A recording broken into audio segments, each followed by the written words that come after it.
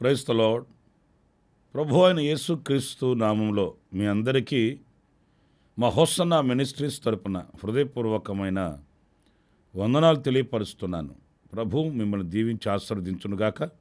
ప్రియులరా, ఈ అనుదిన కృప అనే ఈ క్లుప్త సందేశాలు ప్రతిదినం మీరు వినడానికి ఈ ఛానల్ని సబ్స్క్రైబ్ చేసుకోనండి. అలాగే ఈ సందేశాలని అనేకులకు షేర్ చేయండి, పరిచయం చేయండి. మీరు కూడా క్రమం తప్పకుండా ప్రతిదినం ఉదయాన్నే ఈ క్లుప్త సందేశాలని వినుట వలన ఆధ్యాత్మికమైనటువంటి మేలు పొందుకుంటూ ప్రభువులు స్థిరపడాలని నేను మనసారా కోరుకుంటున్నాను. ఎక్కువ సమయం మరి మీకు వీలుండదు గనుక క్లుప్త సమయం ఒక దేవుని మాట ఆ దినమంతా ధ్యానంగా ఉండడానికి మాత్రమే ఈ సందేశాలని మీకు అందిస్తూ ఉన్నాను. ప్రతిదినం మొదటి గడియల్లోనే ఈ వాక్య సందేశాలు మీ హృదయంలో ఒక ధ్యానంగా ప్రారంభం అవ్వాలని నేను ఆశిస్తూ ఉన్నాను. అందుచేత ఈ ఛానల్ని తప్పనిసరిగా సబ్స్క్రైబ్ చేసుకొని ఈ సందేశాలు ప్రతిదినం మీకు ఆశీర్వాదకరంగా ఉండేటట్లు మీరు ముందుకు రావాలని ప్రేమతో నేను తెలియపరుస్తున్నాను. రోమపత్రిక 8వ అధ్యాయం 16వ వాక్యంలో చక్కటి మాట పరిశుద్ధుడైన పౌలు రాసిన మాటని నేను చదువుతున్నాను. మనము దేవుని పిల్లలమని ఆత్మ తానే మన ఆత్మతో కూడా సాక్ష్యమిచ్చుచున్నాడు. ఇక్కడ చూడండి, మనము ఎవరము అనేది ఈ వాక్యంలో మనం చూడగలుగుతాము. మనం దేవుని పిల్లలమట. అవును, మన దేవుడు మనకు సృష్టికర్త అయినవాడు. ఆయనే మనల్ని నిర్మించాడు. ఆయనే మనకు రూపకల్పన చేశాడు. ఆయనే మనల్ని జీవింపచేశాడు. ఆయన మనకు తండ్రి. ప్రియులారా, మనము ఆయనకు పిల్లలము అన్నప్పుడు ఇది ఒక గొప్ప ఆధిక్యతను చూపిస్తుంది. ఎందుకంటే ఒక అధికారి పిల్లలు ఆ అధికారికి తగినట్లుగానే నడిపించబడతారు. ఒక ఉన్నతమైన స్థానంలో ఉన్న వాని యొక్క పిల్లలు ఆ స్థానాన్ని బట్టి వాళ్ళు కొనసాగించబడతారు. అలాగైతే మన తండ్రి ఎవరు? ఆయన దేవుడు. ఆయన సృష్టికర్త, ఆయన సమాధానకర్త, ఆయన నిరీక్షణకర్త. అంతేకాదు, ఆయన విశ్వాసమునకు కూడా కర్త. అన్నింటికీ ఆయనే కర్త. ఆయన లేకుండా ఏది కలగలేదు. అంతటి మహామహిమ కలిగిన సుగుణధారి అయిన ప్రభువునకు మనం పిల్లలం అన్నప్పుడు ఆయన అధికారమును బట్టి, ఆయన యొక్క గుణగణములను బట్టి మనం ప్రవర్తించాలి, మనం నడిపించబడాలి అనేది ఇక్కడ మనం సులువుగా నేర్చుకోవలసినటువంటి అనుభవం. చూడండి, ఒక కలెక్టర్ పిల్లలు ఉన్నారనుకోండి. ఆ కలెక్టర్ గారి పిల్లలు సామాన్య వాని యొక్క పిల్లల వలె నడి రోడ్లో గోలీకాయలు ఆడుకోవడం, అల్లరిచిల్లర పనులు చేయడం అలా ఉండరు కదండి. కలెక్టర్ గారి పిల్లలంటే ఆ స్థితికి తగినట్లుగానే ఉంటారు వాళ్ళు. మరి మనము మన తండ్రికి తగినట్లుగా మనం నడిపించబడుతున్నామా అనేది ఈ సంవత్సర ప్రారంభంలో ఒక ప్రశ్నగా మనం వేసుకుంటే, మనం ఎలా నడిపించబడుతున్నాము? ఆయన అధికారమునకు తగినట్లుగా, ఆయన పరిశుద్ధతకు తగినట్లుగా, ఆయన సంపూర్ణతకు తగినట్లుగా, ఆయన మహత్యమునకు మహిమకు తగినట్లుగా మనం బ్రతుకుతున్నామా? లేక ఆయన పిల్లలు మనం చెప్పుకుంటూ మనం మన ధోరణిలో మనం లోకస్తులలో బ్రతుకుతున్నామా అనేది మనం విమర్శించుకోవలసిన విషయము. ఇందులో మనం దేవుని పిల్లలమే అయితే మనం సంతోషించవలసిన విషయం. మీకు ఇంకొక మాట కూడా యెషయా గ్రంథం 63వ అధ్యాయం 8వ వాక్యంలో చక్కటి మాట నేను చదివి వినిపిస్తాను. మీరు నా జనులనియు అబద్ధములాడనేరని పిల్లలనియు అనుకొని ఆయన వారికి రక్షకుడాయను. ప్రియులారా, చూడండి వాక్య భాగంలో అబద్ధమాడనేరని పిల్లలు అంటే సత్యవంతులైన పిల్లలు. మనం దేవుని పిల్లలం. ఎలాంటి దేవుని పిల్లలము, ఎలాంటి పిల్లలము మనము అనంటే సత్యమును కూర్చున్నటువంటి అవగాహన కలిగిన సత్యవంతులమైన పిల్లలమండి మనం. ఎప్పుడు కూడా మనం మర్చిపోకూడదు. అబద్ధము అనంటే అసత్యం. ఆ అబద్ధం అనేది మన నోట రాకూడదు. అంటే అసత్యమును గూర్చినటువంటి వార్త మన నోట రాకూడదు. మనం సత్యవంతులమై ఉండాలి. ఎందుకంటే మన ప్రభువు అయిన యేసుక్రీస్తు మన తండ్రి, ఆయన సత్యమై ఉన్న దేవుడు. నేనే మార్గము, నేనే సత్యము, నేనే జీవము అన్నాడు మన ప్రభువు అయిన యేసుక్రీస్తు. అదే మన తండ్రి. మరి మనము ఆయన పిల్లలము అన్నప్పుడు ఆయనలో ఉన్న సత్యం మనలో లేకపోతే మనం ఆయన పిల్లలం ఎలా అవుతామండి? అందుచేత మనం సత్యవంతులమైన పిల్లలము అనేది మనం మర్చిపోకూడదు. ఎప్పుడు సత్యదూరమైన మాటలు మనం మాట్లాడకూడదు. సత్యానికి దూరంగా మనం నిలవకూడదు. ఆ అసత్యమును గూర్చినటువంటి ఆ పూర్ణమైన అవగాహన మనం కలిగిన వారమై మనం నడిపించబడాలి అనేది ఈ వాక్యం చెప్తున్న పాఠం. ఇకపోతే రెండవ విషయాన్ని నేను మీతో చెప్తాను. అదేంటంటే ఈ రోమపత్రిక 8వ అధ్యాయం 17వ వాక్యంలో మనము పిల్లలమైతే వారసులము. రెండవ అనుభవం మనం ఎవరము అనంటే మనం వారసులమండి.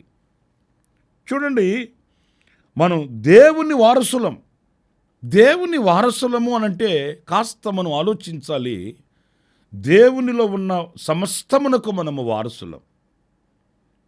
మరి నేను ఒక మాట అడుగుతాను, ఆయనలో లేనివంటూ ఏమున్నాయండి? ఇవి లేవండి ఆయన దగ్గర అని ఒకటి చెప్పుకోగలుగుతామంటే ఏమీ కూడా లేవు. సమస్తము ఆయన యందు గుప్తపరచబడి ఉన్నాయి. సమస్తము ఆయనలో నిక్షిప్తమై ఉన్నాయి. యేసుక్రీస్తు ఒకరోజు పలికాడు, నా ప్రభావము ఎవనిలోకి వెళ్ళింది అని ఆయన నిలిచినప్పుడు అందరూ ఆశ్చర్యంగా చూశారు. అంటే ఆయనలో ప్రభావం ఉంది. నిర్గమాకాండంలో మనం చదువుతాం, నా సన్నిధి అని, నా మహిమ, నా శాంతి, నా రాజ్యము, ఇవన్నీ ఆయనలో ఉన్నవి. మరి ఇంకేమి లేవా అంటే ఆయనలో లేనివంటూ లేవు, అన్నీ ఆయనలో ఉన్నాయి. ఒక మాట, మరి అన్నీ ఆయనలో ఉన్నప్పుడు మనం అన్నింటికీ కూడా మనం వారసులమే కదా. ఆశీర్వాదానికి వారసులము, ఆయన మహిమకు వారసులము, ఆయన రాజ్యమునకు వారసులము, ఆయన శాంతికి వారసులము, ఆయన సమాధానమునకు వారసులం. మనం పిల్లలమైతే ఆ విషయమన్నీ మనం మర్చిపోయి అల్పంగా అడుగుతుంటామండి. ప్రభువా, ఒక చిన్న ఇల్లు ఇస్తావా నైనా అని అడుగుతాము. ప్రభువా, ఒక చిన్న పాత బండి ఒకటి ఇస్తావా నైనా అని అడుగుతాము. నైనా, నన్ను ఆరోగ్యవంతునిగా తీర్చిదిద్దుతావా ప్రభువా అని అవిశ్వాసంతో అడుగుతూ ఉంటాము. మనలో ఈ ధైర్యము, ఈ స్థైర్యము, ఈ విశ్వాసము ఉండాలండి. అదేంటంటే నేను నా దేవుని వారసుడను, నా తండ్రి వారసుడను, నా తండ్రిలో ఉన్నవన్నీ నావే.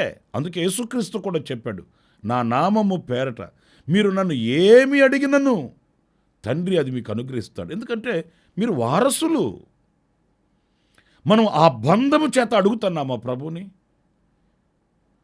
ఆ సన్నిహితమైన సంబంధం కలిగిన వారమై మనం అడుగుతున్నామా ప్రభుని? పొందుకోగలుగుతున్నామా దీవెనలు అనేది మనం ఆలోచించి, నేను లోకస్తుడను కాను, నేను దూరస్తుడను కాను, నేను ఆయన వారసుడను, ఆయన దీవెనలకు నేను వారసుడను.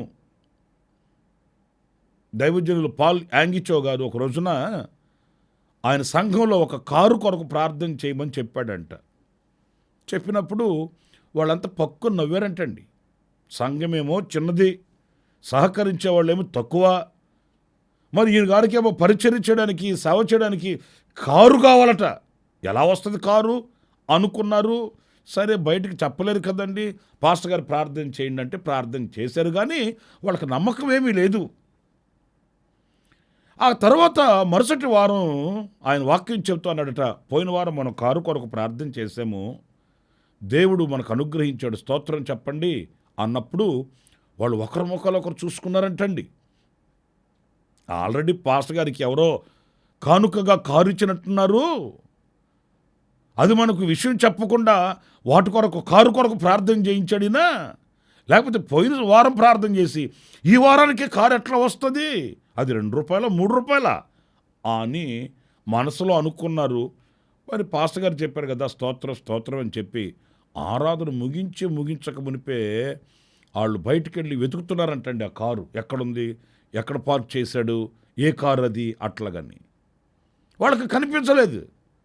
అప్పుడు మరలా వచ్చి అడిగారట, పాస్టర్ గారండి మరి కారు దేవుడు ఇచ్చాడు అన్నారు కదా, ఎక్కడుందండి అంటే ఆయన అన్నాడట, నేను గర్భం ధరించి ఉన్నాను, మరి సమయం రావాలి కదా,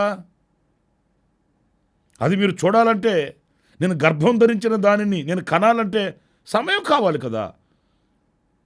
ఆయన అనుగ్రహించిన సంగతి మాత్రం వాస్తవం. ఎందుకు ఆయన అంతగా విశ్వసించగలిగాడంటే, నేను అడిగాను, నేను పొందుకోవడానికి వారసుడను కదా, ఇస్తాడో లేదో, అడిగాను ఆయన చిత్తమో లేదో, ఇలాంటి సందేహాలకి తావు లేదండి. ఆయన నిశ్చయంగా చెప్పాడట, నేను అడిగాను, ఇప్పుడు నేను గర్భం ధరించాను కనుక తగు కాలమందు నా ప్రభు నేను అడిగింది తప్పనిసరిగా ఆయన అనుగ్రహిస్తాడు అని విశ్వాసపు మాటలు వాళ్ళతో చెప్పినప్పుడు వాళ్ళు ఆశ్చర్యపడ్డారంటండి. నిజమే, మనం ఎన్నో విషయాలు ప్రార్థన చేస్తుంటాం. ఈ సంవత్సర ప్రారంభంలో కూడా ఇప్పటికే ప్రారంభించేస్తుంటాం, నాకు అది కావాలి, ఇది కావాలి, ఇంత కావాలి, అంత కావాలి అని. మంచిదే, మన అవసరతల కొరకు మనం ప్రార్థన చేయడం తప్పు కాదు.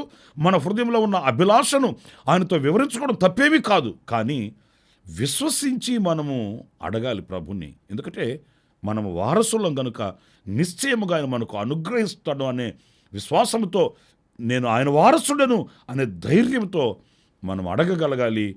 అది మనం మరి ప్రార్థన ఫలించే అనుభవం అని గ్రహించాలి, సంతోషించాలి. ఇక మూడవ విషయాన్ని నేను మీతో చెప్తాను. అదేంటంటే, మనము పగటి సంబంధులమట, రాత్రి సంబంధులము కాదు మనము. చూడండి, తెస్సలోనికైలకు రాసిన మొదటి పత్రిక 5వ అధ్యాయం 5వ వాక్యంలో మనం గమనించినప్పుడు, మీరందరూ వెలుగు సంబంధులను పగటి సంబంధులనై ఉన్నారు, మనము రాత్రి వారము కాము, చీకటి వారము కాము.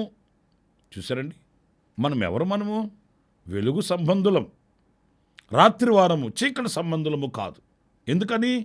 జ్యోతిర్మయుడైన ప్రభువు మన మీద ప్రకాశించాడు, మనకు వెలుగు కలిగింది, మనకు రక్షకుడు దయించాడు, మనకు వెలుగు ప్రత్యక్షమై మనల్ని చీకటిలో నుండి ఆశ్చర్యకరమైన వెలుగులోనికి మనల్ని ఆకర్షించుకున్నాడు ఆయన. ఇప్పుడు క్రీస్తు అనే బండ మీద మనం వెలుగులో ఉన్నాము, చీకటి వారం కామండి. మరలా ఆ చీకటి వైపు, చీకటి సంబంధమైన కార్యకలాపాల వైపు మనం చూడకూడదండి. కొంతమంది ఈరోజు వెలుగులో ఉన్నాము అనుకుంటూ చీకటి కార్యక్రమాలలో నిమగ్నమై ఉన్నారండి. మనకు వెలుగేంటో చీకటేంటో కూడా తెలియకపోతే మనం వెలుగులో ఉన్న వారం ఎలా అవుతామండి? వెలుగు సంబంధులమైతే వెలుగు సంబంధమైన వాటిల్ని మనం అనుసరించగలుగుతాము. వెలుగు సంబంధులమైతే ఆ వెలుగును అనేకులకు ప్రత్యక్షపరచగలుగుతాము. మరలా ఆ చీకటి వైపు ఎలా మరలగలుగుతాము? మనలో చీకటి తొలగిపోయింది కదా. చీకటి ఉన్న చోట వెలుగుండదు, వెలుగున్న చోట చీకటి ఉండదు కదా. అన్నప్పుడు మనం వెలుగులో ఉన్నాము, మనం చీకటి క్రియలను చేయనేలా. గనుక మనం జాగ్రత్తగా ఈ సంవత్సర ప్రారంభం నుంచే మనం ఆ ప్రత్యక్షత కలిగిన వారమై, వివేకము కలిగిన వారమై మనం జాగ్రత్తగా అడుగులు వేయవలసిన అవసరం ఎంతైనా కూడా ఉంది. ఎందుకంటే మనం వెలుగు సంబంధులం. మన మాట, మన క్రియలు, మన ఆలోచనలు, మన చర్యలు ఇవన్నీ కూడా వెలుగు వలె, వెలుగు సంబంధుల వలె ఉండాలి. ఆ వెలుగు సంబంధులమై క్రీస్తు యేసుని ప్రతిబింబించగలిగిన, ప్రత్యక్షపరచగలిగిన సాక్షులమై మనం ఉండాలండి. ప్రియమైన దేవుని బిడ్డలారా, వెలుగు సంతోషాన్ని ఇస్తుంది, వెలుగు ధైర్యమునిస్తుంది, వెలుగు మనకు గమ్యాన్ని చూపిస్తుంది, వెలుగు మనల్ని అనేకులకు మాదిరిగా చేస్తుంది. మరి ఈరోజున ఆ వెలుగు సంబంధుల వలె మనం ఉండాలి. ఆ విషయాన్ని మనం గుర్తించాలని దేవుని వాక్యం చెప్తుంది. ఆఖరిగా మరొక మాట కూడా నేను మీతో చెప్తాను. అది గలతీ పత్రిక 3వ అధ్యాయం 7వ వాక్యంలో మనం గమనిస్తే, కాబట్టి విశ్వాస సంబంధులే అబ్రహాము కుమారులని మీరు తెలుసుకునుడి. మనమట విశ్వాస సంబంధులం అంటండి. మనం లోకస్తుల వలె అవిశ్వాసపు మాటలు మాట్లాడుకుంటూ అవిశ్వాసపు మార్గంలో నడిపించబడుతున్న వారం కాదు. ప్రతిదీ మనకు ఒక విశ్వాసం ఉంది. విశ్వాసం అంటే ఏంటి అంటే కనిపించని దానిని నమ్మడమే విశ్వాసం. కనబడే దాన్ని నమ్మాల్సిన అవసరం ఏం లేదు. కనబడని దానిని విశ్వసించవలసిన అవసరం ఏమీ లేదు. కనబడని దానిని విశ్వసించాలి. ఇప్పుడు దేవుని రాజ్యము, పరలోక రాజ్యము అంటున్నాము, అది మనకు కనిపించట్లేదు కానీ నమ్ముతున్నాము. ఇది విశ్వాసం. మన ప్రభు అయిన యేసుక్రీస్తు మన కొరకు దిగి వస్తాడు అని మనం నమ్ముతున్నాం, అది విశ్వాసం. ఆ రీతిగానే మనలో జరగవలసిన కొన్ని కార్యాలు ఉన్నాయి, ఆ కార్యములను గురించి మనం నమ్ముతున్నాము, అది విశ్వాసం. అంటే నమ్మిన వాడే విశ్వాసాన్ని పిలువబడుతాడు. నమ్మకం లేకుండా విశ్వాసాన్ని ఎలా పిలువబడుతాడండి? మనం ప్రార్థిస్తాము, ప్రార్థించిన దానిని మనం నమ్మినప్పుడే విశ్వాసులం అవుతాం. కొంతమంది ప్రార్థన చేస్తారు, కొన్నాళ్ళైన తర్వాత ఏమంటారంటే నాకు తెలుసండి అది జరగదని తెలుసండి. మరి తెలిస్తే ఎందుకు ప్రార్థన చేశా? ఓ కన్నీరు మున్నీరుగా ఏడ్చి ప్రార్థన చేసి 4 రోజులు గడవగానే వాళ్ళు చెప్పే మాట ఏంటంటే నాకు తెలుసండి, నాకు తెలుసండి. ఎలా జరుగుతుందండి?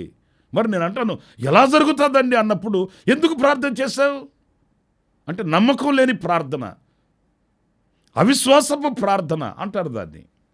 అందుచేత అలా కాకుండా మనం విశ్వాసము కలిగిన వారమై విశ్వాస సంబంధులమై ఉండాలి.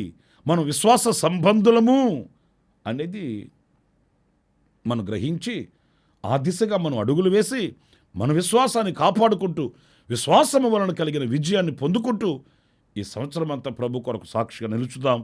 ప్రభు అలాంటి కృప మనందరికీ అనుగ్రహించునుగాక. నేను 4 విషయాలు మీతో చెప్పాను. మనము పిల్లలము, మనము వారసులము, మనము వెలుగు సంబంధులము, మనము విశ్వాస సంబంధులము.